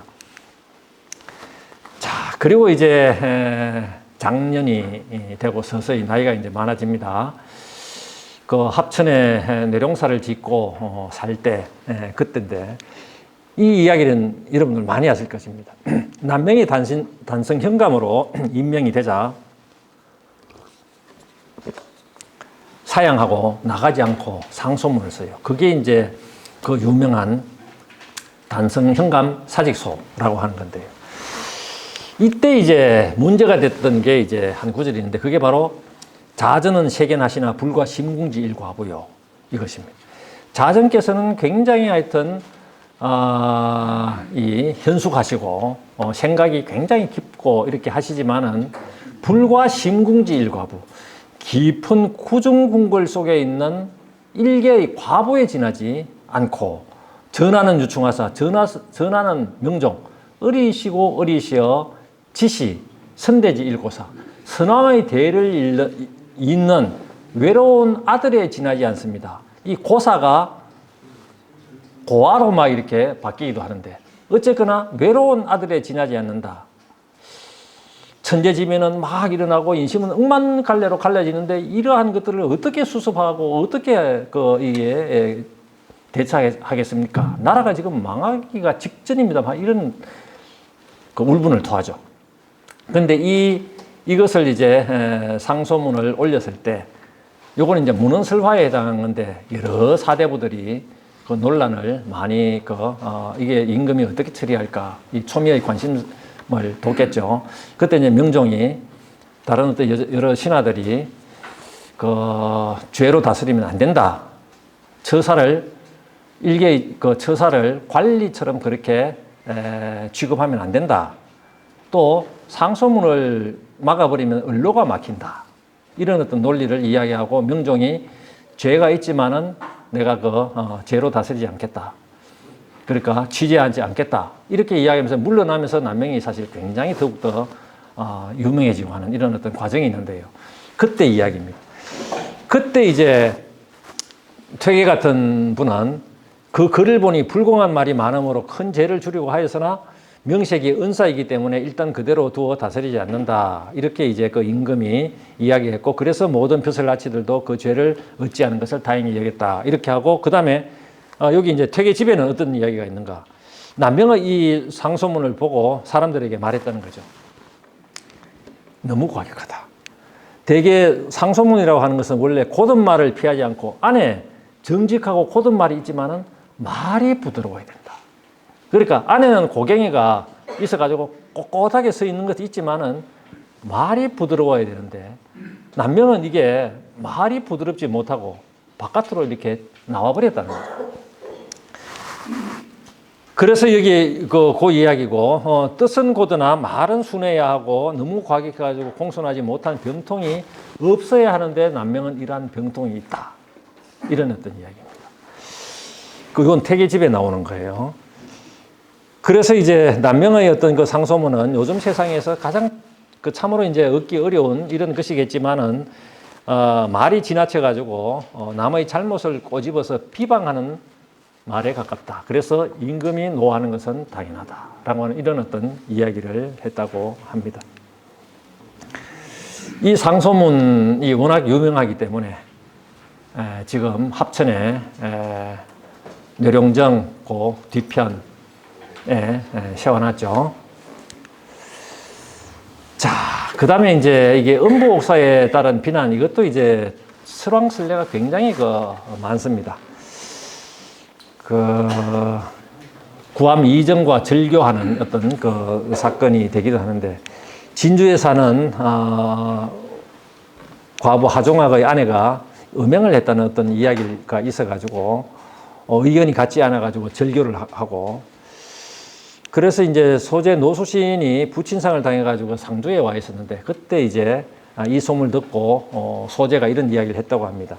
남명이 평생 동안 이 벼슬을 좋아하지 않고 속세를 떠나서 고고하게 지내더니 한 부인의 음행이 무슨 관계가 있기에 친구까지 절교하면서 이렇게 나오는지 잘 모르겠다. 이렇게 이야기하니까 남명이 소재가 다만 전하는 말만 듣고 깊이 나의 본뜻을 못하기 때문에 잘 알지 못하기 때문에 저런 이야기를 한다. 이런 이야기. 퇴계도 마찬가지죠. 이게 이 과부의 음행의 그것 때문에 명류들이 서로 이렇게 각을 세워가지고 이렇게 서로 비판하고 하는 것은 잘못된 것이다. 그러니까 구암 이정 같은 경우는 거기에 남명과의 어떤 관계성 속에서 이 자문을 자꾸 퇴계한테 이렇게 이야기를 하게 되거든요. 그러면서 퇴계는 남명의 어떤 그 문제를 오히려 부각시키는, 남명의 그 처사 문제를 부각시키는 이런 부분들이 있습니다. 이과 관련된 것들이 많고요. 그 다음에 죽음. 남명의 죽음과 관련된 어떤 설화들도 굉장히 많은데, 거기에 보면은 남사고, 이게 울진 사람인데 임진왜란도 예견하고 많은 도수를 잘 부렸다라고 하는 이런, 그렇게 알려져 있는 사람이죠. 신민년 겨울에 사람들에게 소미성의 전기가 사라져가니 처사에게 반드시 재앙이 있구나, 이런 예언을 했다고 해요. 예언을 했는데 아니나 다를까 얼마 있지 않아 남명이 병에 걸려서 그 다음에 2월 달에 돌아가셨다. 뭐 이런 이야기입니다. 그래, 부고가 서울에 들어가기 전에 남사고가 또 이야기했는데, 소미성의 전기가 완전히 사라졌으니 처사는 이미 죽었겠다. 그러니까 조금 있다가 부고가 이르렀더라. 이런 어떤 이야기들. 이게 이제 격암 남사고 1고에 나오는 그런 이야기입니다. 그러니까 이런 남명이 이제 처사로서, 요거는 뭐냐 하면은 남명이 처사로서 당대의 가장 핵심적이고 유명한 인물이었다라고 하는 것들을 보여주는 거죠. 처사가 뭡니까? 이 처사. 처사는 처녀할 때, 처녀는 남자에게 몸을 허락하신 여자죠. 처사는 임금한테 뜻을 허락하지 않은 선비입니다. 임금에게 벼슬 조금 준다고 해가지고 거기에 자기의 뜻을 꺾고 가가지고 춤추고 하는 사람이 아니라는 거죠. 자기의 뜻을 허락하지 않은 선비, 임금에게 자기의 뜻을 허락하지 않은 선비. 남명은 이 처사라고 하는 말을 제일 좋아했죠. 죽으면서도 유언을 하기를, 제자들이 물어요. 선생님 돌아가시고 나서 사후 친구를 뭐라고 할까요? 뭐 벼슬을 여러 가지 내려온 게 아니십니까? 그런 벼슬로 나를 칭하면 나를 죽이는 거다. 처사라고 하라 합니다. 그럼 무엇을 이야기합니까? 내가 지조를 지켰다, 이런 말이에요. 지조를 지켰다. 임금이 벼슬 조만한 거 뭐 이렇게 나부르게 준다고 해가지고 내가 거기에 함부로 내가 움직이지 않았다. 요게 남명이 가장 마지막에 자기를 스스로 이제 평가했던 가장 핵심적인 말에 처사라고 하는 말, 여기에 들어있죠. 요즘도 보면은 아마 경상도 뿐만 아니라 전라도나 충청도 가도 마찬가지인데 보통 보면은 돌아가시고 나서 비를 이렇게 세울 때 처사 많이 쓰죠. 그거 쓰면 안 돼요, 사실은. 이런 어떤. 이게 지조의 문제거든요. 근데 벼슬 하지 않은 사람을 뭐라고 합니까? 그냥 학생이에요, 학생. 배움의 과정 속에 있는 사람. 그게 이제 더욱더 정당한데, 근데 벼슬을 하지 않았다. 우리가 아버지가 또는 할배가 뭐 큰 직장생활을 안 해서, 그러니까 직장생활을 안 했기 때문에 뭐 처사라고 하면 되지 않나 이래가지고 처사를 하는데 그게 그런 것도 아니에요. 임금이 불렀는데도 불구하고 그래 징사라고 하는 말이 더욱더 또 있는데 징사는 바로 뭐겠습니까? 특히 부를 징자거든요. 임금이 부르는데도 처사라고 하면은 그 용어는 지켰다, 지조가 있었다 하는 이런 이야기예요. 그런데 이제 용어라고 하는 것은 시대에 따라 이렇게 업그레이드 되기도 하고 뭐 이렇게 하기는 합니다만 그런 과정 속에서 지금 처사를 일반적으로 쓰죠. 그래, 박지화라고 하는 사람이 있었는데 이 사람이 천문을 잘 봤어요. 그래, 하룻밤에는 토정 이지함의 집을 다급하게 두드리면서 너 괜찮나? 이렇게 물었습니다. 그러니까 소미성의 전기가 문득 사라져가니 그대의 몸에 재앙이 있지 않는가? 이 처사를 이지함으로 생각했어요. 그래, 두려워서 이렇게 찾아왔다. 이렇게 이야기하니까 토정 이지함이 이렇게 이야기합니다. 아니, 이것이 무슨 말인가? 필시 남명 조처사가 돌아가셨을 거다. 이러니까 뒷소문을 들으니 과연 그러하였다. 그래, 이걸 가지고 또 많이 이야기를 하는데, 여기는 제가 이제 제시 안 해놨습니다만은 이 이야기를 가지고 또 남명이 돌아가시는데 소미성은 하늘의 어떤 천기가 움직이는 거잖아요. 그리고 소미성이 만약에 남명이 돌아가는데 소미성이 막 이렇게 움직이고 했다고 하면은 하늘이 얼마나 번거롭겠냐. 이런 이야기도 하고. 그러니까 이 남명을 비판적으로 보는 거죠. 이거는. 하늘이 어디 할 일이 없어가지고 소미성까지 건드리겠나. 뭐 이런 이야기도 하기도 합니다. 그럼에도 불구하고 이 남명과 소미성 이 부분들은 그 이야기들이 많이 문헌설화에도 남아있고 구전설화에도 채집되어 있습니다. 자, 이 남은 시간까지 이걸 한번 보도록 하겠습니다. 자유로우면서 절제된. 이게 두 가지가 있는데요. 질서와 자유. 이거 한번 보세요. 질서는 규칙을 딱딱 지켜가는 거죠. 근데 이것만 있으면서 생각도 여기에 갇혀버리면 참 답답해요. 그렇겠죠. 그런데 마음은 이제 사실 여기 자유로워야 되잖아요. 이 자유로움만 있고 질서를 가지 못하면은 이것도 굉장히 문제가 발생할 거예요. 그래서 이제 두 가지가 있는데 질서 속에 꼿꼿하고 반듯하게 살아가지만은 이 어른들은 이런 게 좋아요. 반듯하게 살아가지만은 자기가 혼자 있을 때나 이럴 때는 굉장히 정신이 자유로움을 구가하는 완전히 이제 자연과 우주와 함께하는 이런 어떤 의식 이런 것들이 굉장히 중요하겠죠. 요게 하나 있을 수 있고 이 청년들 같은 경우는 굉장히 자유분방하게 행동하고 하면서도 그 안에 지켜가야 할 것이 딱 있어가지고 그러니까 자유 속의 질서죠. 자유 속에도 질서를 이렇게 지켜가는 이런 것들이 중요할 텐데요. 그런데 보통 보면은 질서에 함몰되거나 자유로움만 추구하거나 이건 다 이렇게 문제가 될 수가 있습니다. 그래 남명 같은 경우 아까 제가 맨 처음에 주체적 개방성 뭐 이렇게 그다음에 가위론 뭐 이런 걸 이야기했습니다만은 그런 측면에서 이제 들여다볼 필요가 있는 게 있어요.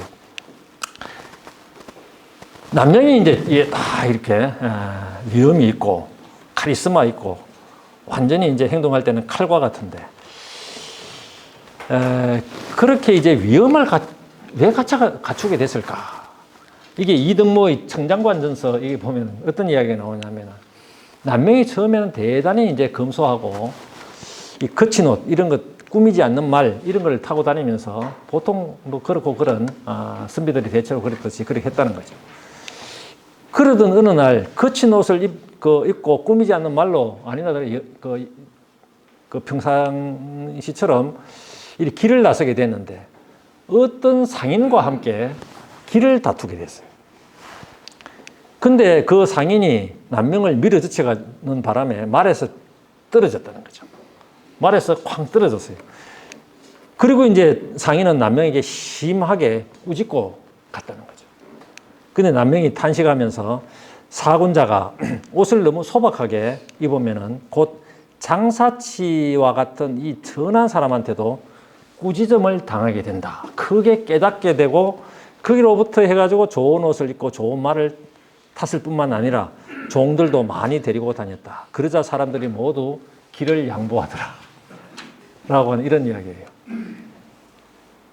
그러니까 요즘도 보면은 그랜저를 타고 들어올 때하고 좀 한 차 갖고 다니면서 이렇게 하는 거하고 사람들이 그 대접이 뭐 다른 것처럼 그런 사람도 있잖아요. 그런 거 전혀 상관없이 뭐 이게 덜컹거리는 차를 타고 다닐 수도 있고 그런데 맨 처음에는 남명이 그 덜컹거리는 조그마한 차를 타고 다녔다는 거죠. 옷도 대충 입고. 그런데 너무 하여튼 이렇게 장사치한테도 취급을 제대로 받지 못하기 때문에 차도 바꾸고 옷도 바꿨다는 이런 이야기입니다. 그러니까 여기에 그렇게 그런 어떤 그 이야기들, 그 다음에 여기와 관련되어 있는 남명의 사치 문제, 이런 것들이 이런저런 이야기가 있어요. 여기 보면은 남명은 번화한 것을 좋아하는 성품이었다. 그의 제자 동강이 물어요. 선생님은 참 도덕이 높으신데 도덕은 이게 확실한 질서가 있었다는 거죠. 있었는데 아까 내가 자유 뭐 이런 이야기 했는데요. 그런데 옷을 너무 이렇게 화려하게 입으시는데 이게 참 유감이 없지 않습니다. 이 동강 같은 경우는 외손서거든요. 외손서. 딸이 있는데 딸이 이제 딸을 두 사람을 낳아요. 그 사람 중에 한 명이 동강한테 가고 한 명이 곽재원한테 가거든요. 그래서 외손서가 되는데 그러니까 소자는 이 유감이 없지 않습니까? 하니까 남명이 웃으면서 말해요. 나는 원래 부귀의 상을 타고났기 때문에 너희들처럼 꾀재재하지 않다. 나는 원래 부귀의 상을 타고 났다는 거죠. 여기 이제 노명음이라고 하는 사람이 지었는 그 동패낙송이라고 하는 이 책이 있는데 거기에 나오는 겁니다. 그러니까 굉장히 사치를 했다는 거죠. 그 서기의 고청유고에다 보면은 토정이지함, 고청서기가 지리산으로 놀러와 가지고 산천제에 들어갔어요. 들어가니까 남명을 방문했는데 남명이 없어요. 근데 남명이 집에 보니까 가구도 막 이렇게 좋고 삐까번쩍한 거예요. 그리고 이제 이불도 보니까 비단 옷이고, 그러니까 아이고 조처사가 어떻게 이렇게 사용하면서 거기에 똥을 넣었다는 거예요. 똥을 넣고 거기에 벽이라든가 이런 데 막 이렇게 발라놓고 갔는데 남명은 그거를 보고 전혀 화내지 않고 이 친구들이 왔다 갔구나 라고 하면서 그렇게 끌끌 웃더라 라고 하는 어떤 이런 이야기예요. 이런 이야기. 그러니까 지금도 보면은 산천제 가보면은 단청을 해놨죠. 다른데 제실 같은데 이렇게 단청하지 않거든요. 불교의 불전 보면은 그 부처가 모셔져 있기 때문에 그 굉장히 화려하게 해놨는데 남명의 산천제에 가면 지금도 그 전통이 있어가지고 단청을 해놨어요. 남명이 단청을 했는 것은 확실한 것 같아요. 근데 그런 것은 일반적으로 선비들이 안 하는 거거든요. 굉장히 이제 흥미로운 부분이죠. 그러한 것들이 이런 이야기들을 막 이렇게 만들어내는 거죠. 근데 왜 그러면 남명이 이래 사치를 했을까? 그것은 아까 제가 말씀드렸죠. 상인과의 길다툼에서 이상하게 취급을 받은 적이 있는데 이것도 다 사람들이 만드는 거예요. 남명은 도대체 집도 가난하고 왜 사치했을까? 근데 이제 그런 어떤 어릴 적의 어떤 사연이 있었다. 이렇게 민중들이 만들어내는 것입니다. 그 다음에 여색을 어떻게 생각하는가? 이거잖아요. 그러니까 남명은 천하 제일의 철관문, 뚫기 어려운 관문이 하나인데 그게 바로 화류관이라는 것입니다. 화류관. 이 화류관을 뚫어야지, 이 색 관리를 제대로 해야지 사대부가 제대로 자기의 어떤 역량을 발휘할 수 있다라고 이런 이야기예요. 문인한테 말했다고 합니다. 이 곤별의 해동잡록에 나오는 이야기. 천하 제일의 철관문은 바로 화류관인데 너희들은 이것을 뚫을 수가 있겠느냐. 이 화류관은, 이 여성은 쇠와 돌도 다 녹여버리는 것이다. 그러니까 평소에 조행이 출중하다고 하더라도 여기에 이르게 되면은, 그러니까 여성 앞에 가게 되면은 모두 흩어져서 남는 것이 없다. 이런 이야기를 하는 거예요. 여기 이제 우리 오욕을 이야기하는 오욕을 이야기하는데 여기에는 그 근본적인 제1욕망이 있고 그 다음에 제2욕망이 있어요. 제1욕망 요게 세 가지고 그 다음에 제2욕망 요게 이제 1욕망이 갖추어지면은 2욕망으로 이제 넘어가는 건데 여기 2욕망 요게 이제 2차적인 거 요건데요. 이게 뭐냐 하면은 맨 처음에 세 가지가 하나는 식욕입니다. 식욕이 없다고 생각해 보세요. 우리 몸은 뭐로 근사가 됩니까?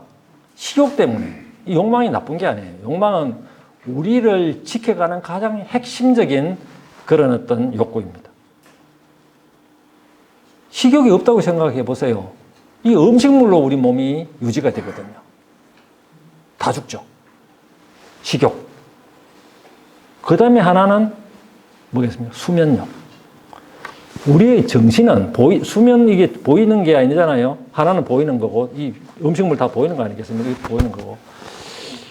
정신도 보이지 않죠. 이 형이상학적인 건데, 수면을 통해서 뭐가 유지됩니까? 우리의 정신이 유지돼요.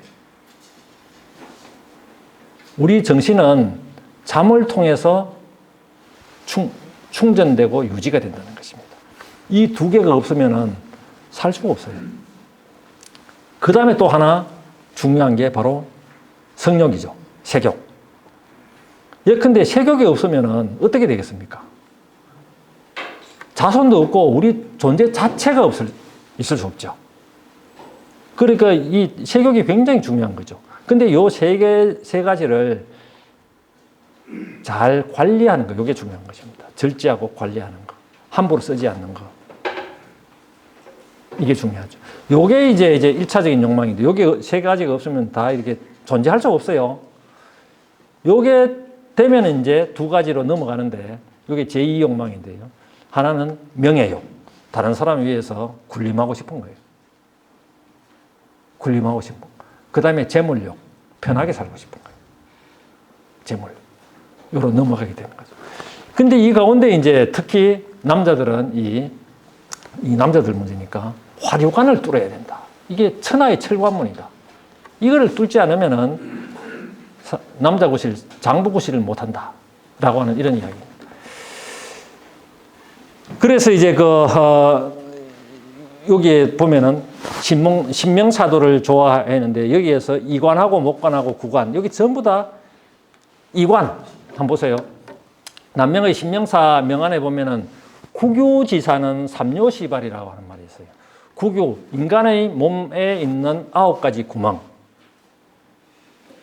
눈 둘, 코, 콧구멍 둘, 입, 그 다음에 항문, 성기. 귀 2개. 그렇죠. 귀 2개. 이렇게 9가지죠. 여기에는 뭐냐 하면은 전부 다 안과 밖의 요 통로죠. 모든 것이. 그래, 여기가 굉장히 하여튼 민감한데 이것을 잘 관리해야 된다는 거예요. 요것은 그러면 구교지사는 요 사탁한 것이 여기에서 일어나는데 제일 중요한 것, 요 안에서도 핵심적인 게 3가지가 있다.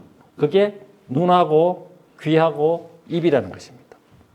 요게 3요인데 요거를 여기서 일어나는 사욕을 잘 극복해가지고 천리로 돌아가야 된다. 이 그림이 바로 뭐냐 하면은 신명사도입니다. 신명사도가 다른 게 아니에요. 요약하게 약간 점잖게 이야기하면 이게 뭐겠습니까? 극기복례입니다. 극기복례. 자기의 사사로운 욕망을 이겨서 천리로 돌아가는 거거든요. 그러니까 구교가 있는데 인간의 욕망을 잘 절제하고 관리해가지고 하늘로부터 내려온 도덕적 본성 이런 것들을 살리는 이런 것들이죠. 옛날에 그 여성들은 이런 형태를 미인으로 봤던 것 같아요. 신윤복이 그린 거죠. 얼굴이 동그랗고 입이 작고 하는 이런 어떤 미인상. 여기 보면 이 신명사도 아닙니까? 여기 보면은 목관, 이관, 구관 요 세 가지의 관문이 있는데 관문을 잘 관리하고 할 때 바로 이 안에 있는 천군이 여기에서 정신의 국토를 잘 다스릴 수가 있다 하는 이런 이야기입니다. 자, 이건 또 어떻게 확대되는가 한번 보겠습니다. 남명이 좋아하는 세 가지가 있어요. 이거는 그 동패낙송이라고 하는 조명암의 동패낙송에 나오는 이야기인데요. 남명은 젊은 시절 좋아하니까 칼 하면은 경희궁밖에 모르시죠? 경희감만 이게 많이 들어보셨죠? 내명자 외단자 의를 새겨둔 경희금 이렇게 얘기하는데 이 보금은 어떤 건지 몰라요. 어쨌거나 굉장히 좋은 칼. 그 다음에 좋은 말, 또 미인을 아주 좋아했다. 그러니까 좋은 말 타고 칼을 막 그 뒤에 이제 그 뭡니까? 여자를 태우고 미인을 태우고 칼을 막 휘둘면서 산천을 막 떠돌아다니는 이런 꿈을 꿨다는 것입니다. 그런데 강원도 어느 산골짜기에서 가다 보니까 그리고 두 가지는 있는데 명만은 있고 보금은 있는데 미인을 찾지 못해요. 그래서 미인을 어떻게 하면 내 뒤에 태울까? 이걸 이제 생각하면서 막 가는데 강원도 어느 산골짜기 보니까 어떤 아가씨가 있는데 그게 빨래를 막 하는데 너무 예뻐요. 너무 예뻐가지고 천하의 절색이라고 내가 저 친구하고 같이 뒤에 태워가지고 잘 다녀야 되겠다. 이렇게 생각해가지고 가가지고 어떻게 해보자. 이렇게 이야기하니까 그 사람이 뭐라고 하냐면 여자가 저보다 더욱더 아름다운 미인이 있다. 내가 그 사람을 소개시킬게. 이렇게 이야기하는 거예요.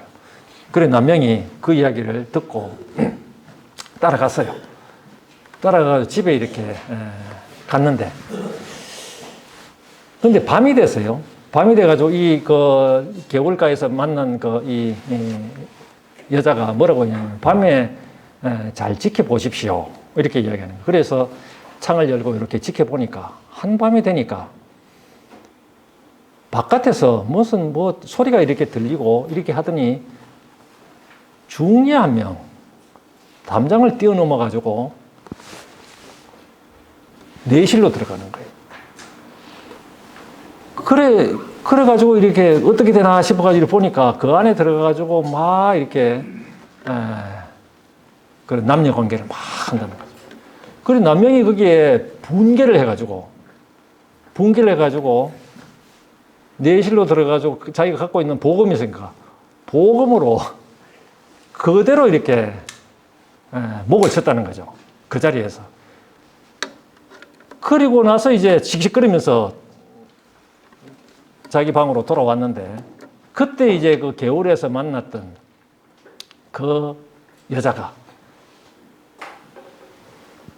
이 머리 두 개를 남명이 자른 머리 두 개죠. 그 안에 미인이라고 이야기했던 그 여인, 그 다음에 이 머리 두 개를 가지고 와가지고 갖다 놔놓고 절을 막 하는 거예요. 절을 하면서 울면서 이야기를 해요. 우리 상전이 있었는데 이 두 사람이 상전을 죽였다는 거지. 상전이 죽이고 나서 이 두 사람이 지금 막 대놔놓고 막 이렇게 서로 난잡한 행동을 한다. 이렇게 하면서 너무 하여튼 제가 이 원수를 갚는 것이 소원이 있는데 저희 소원을 풀어줘가지고 고맙습니다 라고 하면 절을 막 하는 거예요. 그 남명이 그때 크게 깨달았던 거죠. 크게 깨닫고 이 장부가 여기에 휩쓸려가지고 이 사람도 죽이고 하는 이런 어떤 광경을 자기가 사실 그 직접 뭐 하기도 했다는 거잖아요. 그러면서 크게 깨닫고 말을 놓아주고 칼을 부러뜨리고 이렇게 돌아왔다는 것입니다. 그래서 외물에 이끌린 이 말이라든가 복음이라든가 전부 다 외물이니까 여자도 마찬가지고 이끌린 자신을 크게 반성하고 열심히 노력해가지고 대학자가 됐다라고 이런 이야기예요. 그리고 남명은 어떻게 대학자가 됐냐? 맨 처음에는 이제 그런 것이 아니고 기계가 있는 어떤 이런 장부인데 좋은 차다 아주 그 예쁜 여자를 이 옆에 태우고 좋은 차에 막 이렇게 첫날을 이렇게 돌아다니면서 이렇게 멋대로 살고 싶었던 거죠. 그러한 것들이 이러한 과정을 거치면서 큰 학자가 되었는데 큰 학자가 된 것은 왜 됐을까? 이런 과정이 있었다 하는 이런 이야기입니다. 그리고 보면 드디어 말을 놓아주고 칼을 부러뜨린 채 글 공부에 전념하여 세상 사람들이 존경하는 위대한 학자가 되었다. 이 문헌설화에 나오는 거죠. 그리고 이것도 이제 남명과 여색과 관련된 이런 이야기인데 남명이 서울길을 가던 중에 상경하는 길에 어떤 집에 묵게 됐어요. 어떤 집에 묵게 됐는데 그 가보니까 이제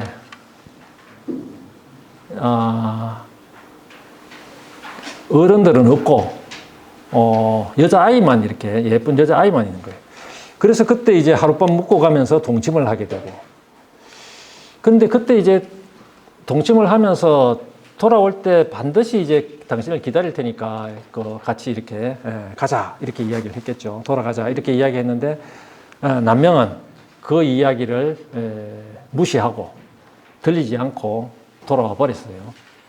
시골로 돌아왔는데 그때 이제 여자는 혼자 남명을 기다렸겠죠. 그 기다려도 오지 않는 그 남명을 기다리다가 오지도 않고 그렇게 하다가 구렁이가 되었다는 것입니다. 구렁이. 그래서 상사병에 걸려가지고 구렁이가 되었다. 근데 출타를 했다가 며칠 있다가 돌아와 보니까 자기 아이가 구렁이가 되어 있는 거예요. 그럼 왜 이렇게 너 구렁이가 되어 있느냐 이래 물으니까 여차저차 이렇게 이야기를 하더란 말이죠. 그래서 이 아버지가 큰일 났다 싶어가지고 구렁이를 통에 넣어가지고 남명을 찾아갔어요. 남명을 찾아가니까 이 남명은 딱 보니까 그 옛날 생각이 나고 바로 자기와 동침을 했던 그 여자임이 이 정서적으로 바로 이제 느껴졌던 거죠.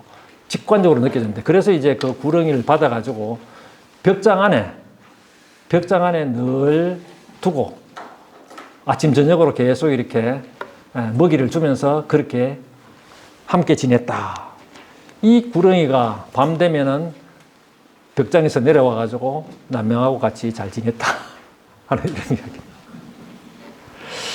근데 이게 이제 정인홍이 이야기하고 결부되면서 정인홍이 구렁이를 죽이게 됩니다. 죽이게 되자 구렁이의 원한 때문에 정인홍이 결국은 내암 정인홍이 모함을 받아가지고 사실이 아닌데도 불구하고 모함을 받아가지고 정인홍이 죽었다. 이런 이야기로 발전을 하게 돼요. 그러면서 남명 역시 크게 두각을 나타내지 못하고 굉장히 많이 어려움에 봉착하게 되었다. 이런 이야기로 막 전개되는데 그런데 여기 보세요. 이 전부 다 거짓말이죠. 거짓말임에도 불구하고 이 구렁이의 존재가 뭘까? 이걸 사람들이 궁금해하는 거예요. 그래서 이거는 뭐 구렁이가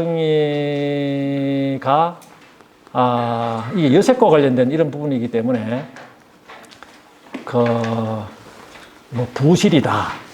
뭐 이렇게 이야기하는 뭐 경우도 있고, 그 다음에 정인홍하고 이제 연결되는 이런 부분들이 있기 때문에, 그러니까 이 남명이라든가 그 내암을 비방하던 다른 학파의 어떤 사람이다. 뭐 이렇게 뭐 해석하기도 하고 이렇게 합니다. 그리고 또 회초리를 맞고 돌아간 처녀 이야기. 남명이 한밤중에 글을 막 이렇게 찬하게 초성 좋게 막 읽고 있으니까 옆집 여자가 깊은 밤에 담을 타는고 들어왔다는 거죠. 이게 뭐 조왕조 이야기도 이제 이런 설화가 있고, 그 다음에 그 율곡 설화도 뭐 이런 거 있고, 남명 이야기도 있습니다. 그래 들어왔어요. 들어와가지고 너 거기 앉아라 해가지고 남명이 회초리를 때려가지고 내보냈다 라고 하는 이런 이야기입니다. 이건 남명이 여색에 휘둘리지 않고 자기의 갈 길을 꾸준히 갔던 이런 이야기들이죠. 그런데 이 이야기들이 여기에 이제 한정되는 것이 아니라 굉장한 버전들이 다양하게 이렇게 있으면서 남명 이야기를 실현하려고 있습니다. 구렁이가 진짜 살았죠. 이게 구렁이가 집에 살았는데, 이게 이제 요거는 실제 있는 것입니다. 기와장에 구렁이가 이렇게 있죠. 이게 집 지킴이라고 하는 건데, 구렁이가 왜 집에 살았을까요? 원래 이제 초가집에 구렁이들이 들어 사는데, 초가를 이렇게 지으면은 거기에 그 나달 같은 거 이런 것들이 붙어 있을 수 있어요. 그거를 먹으러 뭐가 올라갑니까? 쥐가 올라가죠. 쥐를 올라가고, 쥐가 올라가게 되는데, 쥐를 잡아먹기 위해서 뭐가 올라가겠습니까? 뱀이 올라가요.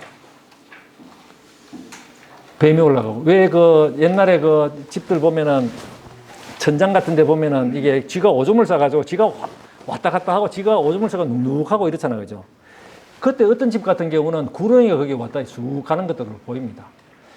그래서 이제 구렁이가 집에 나오면 이게 집을 지키는 존재인데, 구렁이가 나오면은 집이 무너진다고 해가지고 막 이렇게 치성을 드리는 이런 어떤 광경도 있습니다. 그것도 이제 왜 근거가 있냐 하면은, 쥐들이 집의 사정을 제일 먼저 알거든요. 그리고 집에 이상이 있으면 쥐가 빠져나가고 먹을 거 없기 때문에 구렁이도 이렇게 나오게 됩니다. 그러면 집을 하여튼 이렇게 잘못된 것이 없는지 보수를 해야 돼요. 하여튼 이런 어떤 이야기, 이것 때문에 구렁이는 집을 지키는 존재다. 그래, 집 지킴이. 이렇게 이야기를 하게 됐습니다. 그러한 어떤 이야기 가운데에 집을 지켜야 되니까 초가집에 주로 이제 구렁이가 사는데, 기와집임에도 불구하고 집을 지키는 존재가 구렁이이기 때문에 구렁이가 기와장에 이렇게 만들어지기도 하죠. 그래서 이러한 어떤 인간과 구렁이와의 밀착되어 있는 이런 이야기가 남명 이야기에 투사되면서 만들어졌던 이야기가 여색과 관련된 복합적인 어떤 이야기가 바로 아까 제가 말씀드린 그 이야기이죠.